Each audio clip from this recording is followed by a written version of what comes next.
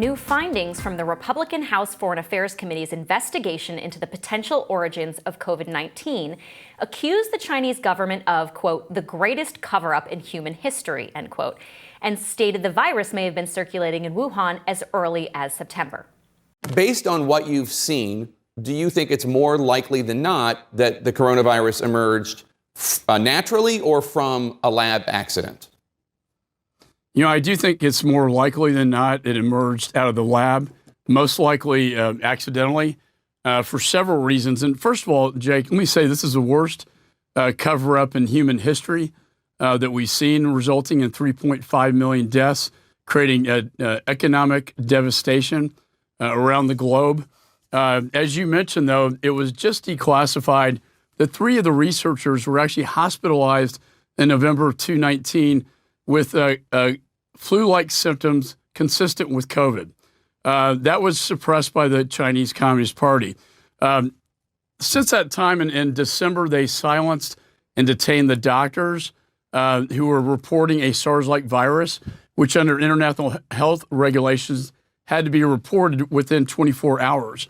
They went and destroyed lab samples. They wouldn't admit it was human to human.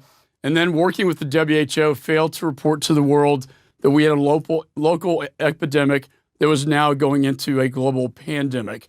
The committee's ranking GOP member, Texas Congressman Michael McCall, also called for a bipartisan investigation into the involvement of top researchers, including Dr. Anthony Fauci. You know, there are public papers between Peter Daszak and the Dr. Xi, the Bat Lady.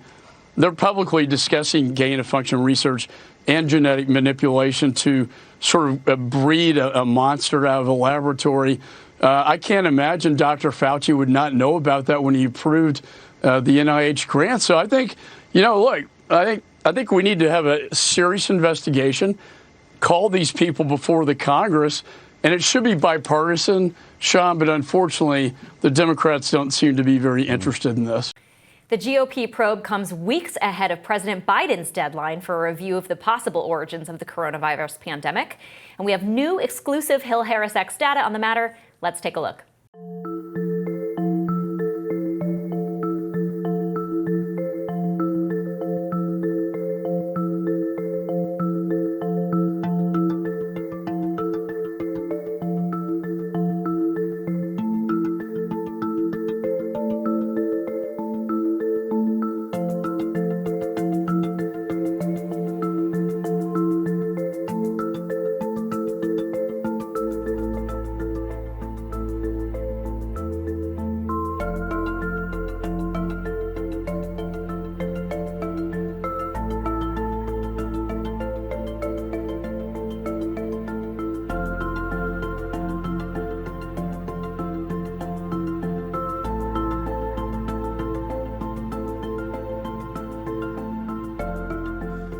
Dr. Fauci, knowing that it is a crime to lie to Congress, do you wish to retract your statement of May 11th where you claimed that the NIH never funded gain-of-function research in Wuhan?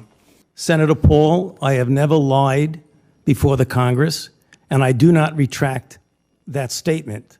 This paper that you are referring to was judged by qualified staff up and down the chain as not being gain of function. So let me finish. You take an animal virus and you increase its transmissibility to humans, right. You're saying that's not gain of function? Yeah, that is correct. And Senator Paul, you do not know what you are talking about, quite frankly. And I want to say that officially. You do not know what you are talking about. The survey found voters are fairly split on whether the U.S. is doing enough to investigate the origins of the pandemic, with 45% saying too little and 43% saying just enough. Just 11% said the U.S. is doing too much. Roughly 70% of Republican voters said the U.S. is doing too little, while 62% of Democrats said just enough. Independents were more split. Now, Kim, maybe I'm just a standard fair Republican on this issue. I don't know. But it is, I do not understand people who do not want to know more about this issue, who do not want to understand everything that happened or might have happened, you know, to put us all in, you know, the last 2020 year of the COVID hell that we all lived through. Yeah, it's kind of interesting how this was once a big conspiracy theory, right? That you literally shut down if you were talking about the possibility that this leaked from a lab. And now everybody's saying, well, maybe we do want to know about this, because you're right. We should want to know about the origins of this virus, because look at what it's done to our lives for the last year and a half so far. And who knows? I mean, we're still in this thing, so we don't even know how long this is going to last. So we absolutely should be looking into how this happened and whether it came from somebody eating a bat soup, right? Some bat soup, or whether it came from a lab. We do need to know so that we can take measures to start, because if, let's say, it did come from nature somewhere, then we would need to start monitoring better, seeing what kind of systems can scientists develop to start monitoring animal viruses and how they potentially transmit, without the gain of function aspect of that, right? So which is arguably what the scientists claim that they were maybe even kind of doing, was just investigating how animal or rodent viruses or whatever, how they end up transmitting potentially to humans.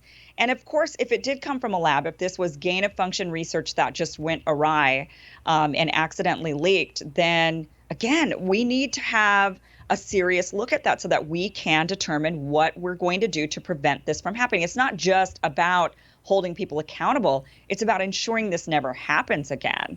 That's exactly right. And I think that's what's so frustrating to me about this whole thing, is that it falls into these partisan camps when at the end of the day, especially around what happened in that Wuhan lab, if the United States was funding it, and we know to some extent we know, that at least one NIH grant, we have the grant number, went to Dr. Shi Zhengli, who Republicans refer to as the COVID bat lady. We know that some U.S. money did go to study bat coronaviruses with gain of function research. This is all about making sure we can prepare if this ever happens again. This is all about saying, should we be funding gain of function research, if this is what happens, if we're doing it in labs without security protocols to make sure it's safe. And I think more than that, it's also about kind of the accountability for what happens here. I think what's been most distressing to me about the questioning, of Dr. Fauci in these public hearings, in these public settings, is that he's been so dismissive of it. He's taken everything as this personal attack, as opposed to saying, look, this is, what we've done here. He's been very defensive of any oversight of the public health mission of the NIH. And again, this goes back to your point, everything we lived through for the last year, we should have an answer for that. If the U.S. government was somehow involved, if decisions were made, that's what a self-government's about. That's what, living with transparency is about. And I think that's what we're after here. And to be honest, I would love to see Peter Daszak be subpoenaed and have to answer for his role in something else the GOP report uncovered, which is that he may have actually taken direction from the Chinese government to tell the U.S. government, oh yeah, it's, completely, it wasn't a leak. It, emerged from this, wet market. If an American-funded American scientist is taking direction from the Chinese Communist Party and that directs policy here in the United States, that's a whole other layer of this problem that we should be exploring. And it really does call into question sort of the ethics of scientific experimentation. We have certain ethics in place here in the United States. And I think that's why, if there really was some sort of funding and, if they investigate this and they find that American scientists absolutely knew what was going on in China and that is what was happening in that Wuhan lab, then it really does raise a lot of questions, because we have ethics here in this country that China doesn't have. So they are much more liberal with what they can and cannot do with their experimentation. And but we have these ethical reasons, not only because of potentially, animal rights or, things of that nature, but also because experiments can go awry.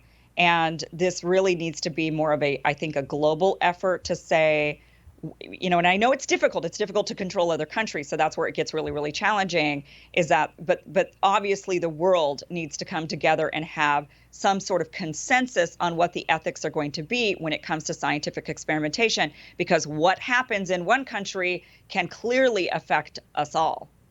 Right. No, that's absolutely true. But thanks for watching, everybody. This is What's America's Thinking. We'll see you again next time.